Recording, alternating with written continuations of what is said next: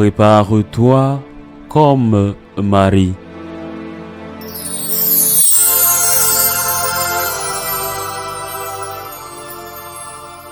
Il y avait au temps d'Hérode, le grand roi de Judée, un prêtre du groupe d'Abia nommé Zacharie. Sa femme était aussi descendante d'Aaron. Elle s'appelait Élisabeth. Ils étaient l'un et l'autre des justes devant Dieu. Ils suivaient tous les commandements et les préceptes du Seigneur de façon irréprochable. Ils n'avaient pas d'enfants, car Élisabeth était stérile et de plus, ils étaient l'un et l'autre avancés en âge. Or, tandis que Zacharie, durant la période attribuée aux prêtres de son groupe, assurait le service du culte devant Dieu, il fut désigné par le sort suivant l'usage des prêtres pour aller offrir l'encens dans le sanctuaire du Seigneur. Toute la multitude du peuple était en prière au dehors à l'heure de l'offrande de l'encens. L'ange du Seigneur lui apparut, debout à droite de l'autel de l'encens. À sa vue, Zacharie fut bouleversé et la crainte le saisit. L'ange lui dit, « Sois sans crainte, Zacharie, car ta supplication a été exaucée. Ta femme Élisabeth mettra au monde pour toi un fils et tu lui donneras le nom de Jean. Il sera dans la joie et l'allégresse et beaucoup se réjouiront de sa naissance. Car il sera grand devant Dieu. Il ne boira pas de vin ni de boisson forte, et il sera rempli d'Esprit Saint dès le ventre de sa mère. Il fera revenir de nombreux fils d'Israël au Seigneur leur Dieu. Il marchera devant en présence du Seigneur avec l'esprit et la puissance du prophète Élie pour faire revenir le cœur des pères vers leurs enfants, ramener les rebelles à la sagesse des justes et préparer au Seigneur un peuple bien disposé. » Alors Zacharie dit à l'ange, « Comment vais-je savoir que cela arrivera? Moi en effet je suis un vieillard et ma femme est avancée en âge. » L'ange lui répondit, « Je suis Gabriel et je me tiens en présence de Dieu. J'ai été envoyé pour te parler et pour t'annoncer cette bonne nouvelle. Mais voici que tu seras réduit au silence jusqu'au jour où cela se réalisera. Tu ne pourras plus parler parce que tu n'as pas cru à mes paroles. Celles-ci s'accompliront en leur temps. » Le peuple attendait Zacharie et s'étonnait qu'il s'attarde dans le sanctuaire. Quand il sortit, il ne pouvait pas leur parler et ils comprirent que dans le sanctuaire, il avait eu une vision. Il leur faisait des signes et restait muet. Lorsqu'il eut achevé son temps de service liturgique, il repartit chez lui. Quelque temps plus tard, sa femme Élisabeth conçut un enfant. Pendant 5 mois, elle garda le secret. Elle se disait, « Voilà ce que le Seigneur a fait pour moi en ces jours-là où il a posé son regard pour effacer ce qui était ma honte devant les hommes. » Acclamons la parole de Dieu.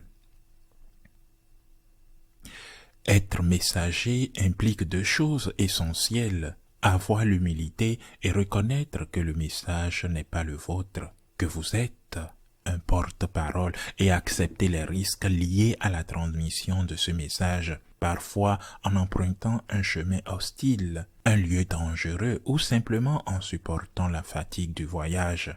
Voulez-vous être un messager de Jésus? Voulez-vous être son porte-parole?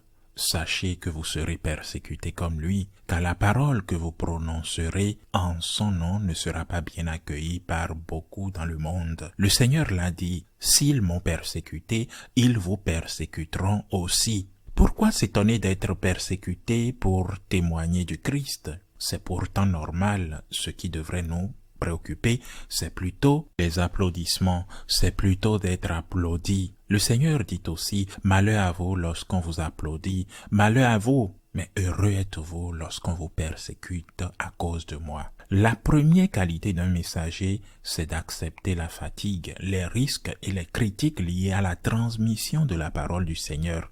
Et c'est quoi la seconde?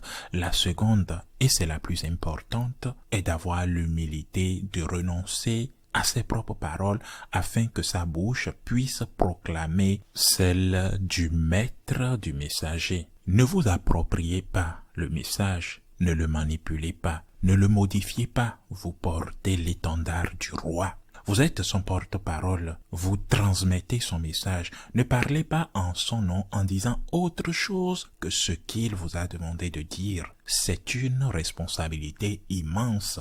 Qui sont les messagers? Par exemple, Saint-Pierre, les évêques, les prêtres, les diacres, les catéchistes, d'une manière ou d'une autre, ils font tous officiellement partie de ce grand groupe de messagers du Christ. La messe doit être célébrée comme elle doit l'être, et non selon votre bon vouloir, car ce n'est pas votre messe, vous représentez le Christ. Vous devez prêcher et enseigner ce que le Christ vous enseigne, et non vos propres opinions. Vous ne pouvez pas dire, même indirectement, « il me semble que » ou encore « il me semble que » pas du tout. Vous cessez d'être porte-parole de Jésus quand vous le faites et vous devenez une idole trompeuse, car tout en portant l'étendard du grand roi, vous enseignez vos propres convictions au lieu du message qui vous a été transmis. Et ceci s'applique particulièrement à ce groupe de personnes, à ce groupe que je viens de citer. Et je reprends les catéchistes, les diacres, les prêtres, les évêques, le pape, les religieux et religieuses. Cela s'applique aussi à un grand nombre de personnes que, directement ou indirectement, connaissent le message du Christ. Ils devraient le transmettre tel qu'ils l'ont reçu, que ce soit par miracle ou par grâce de Dieu. Je pense par exemple aux professeurs de religion particulièrement. Ils ne sont pas catéchistes au sens strict du terme, mais ils transmettent la foi, certains enseignements de l'Église catholique. Or, ils sont aussi parents. Lorsqu'ils cèdent aux pressions du monde, pressions parfois exercées par leurs propres enfants, et lorsqu'on cède à tout ça, on oublie sa responsabilité, la responsabilité d'éduquer dans la foi et de transmettre non seulement des préceptes et des dogmes, mais aussi des valeurs morales et des vertus. Saint Jean-Baptiste était un grand parce qu'il a préparé le chemin et cela lui a coûté cher. Il a été décapité, nous le savons très bien. Mais il était grand aussi par son humilité, parce qu'il a dit « Je suis la voix de celui qui crie dans le désert ». Et il ajoute « Mais viendra derrière moi, plus grand que moi, et je ne suis même pas digne de délier la courroie de ses sandales. Celui qui vient après moi est plus grand que moi. » Il ne lui serait jamais venu à l'esprit d'enseigner quoi que ce soit contraire à l'enseignement de Jésus, à ce que le Saint-Esprit lui avait révélé comme mission d'accomplir, comme œuvre, celle de préparer le chemin du Seigneur. Alors, en ce temps de Noël qui s'approche à grands pas, à moins d'une semaine, chers frères et sœurs, de la célébration de la veillée, posons-nous cette question. Suis-je un héros du roi, du grand roi? Suis-je comme Jean le Baptiste qui prépare le chemin? N'ai-je pas peur de parler au nom du Christ? Ai-je l'humilité de dire que le message est le sien et non le mien, que le mérite lui appartient et non à moi? Et ai-je l'humilité de ne rien changer à ce message, même si cela signifie affronter un monde qui ne cesse de vouloir diluer ce message, ce vin, le vin qu'est le Christ, le vin pur, le vin bon, d'y ajouter de l'eau pour le rendre moins fort. Le Christ est venu apporter le feu sur la terre, et nombreux sont ceux qui veulent éteindre ce feu pour qu'il ne brûle pas. Prions le Seigneur de nous aider à être ses témoins, humbles, dociles et toujours fidèles, enseignant ce qu'il veut que nous enseignions.